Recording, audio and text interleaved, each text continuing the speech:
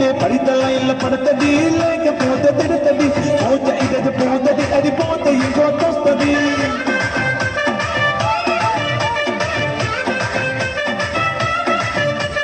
hero Honda బండి మీద పోరడు చూడు కూలింగ్ గ్లాసు పెట్టి కటింగ్ ఇస్తాడాడు షారుఖ్ ఖాన్ లెక్క ప్రపోజ్ చేస్తాడాడు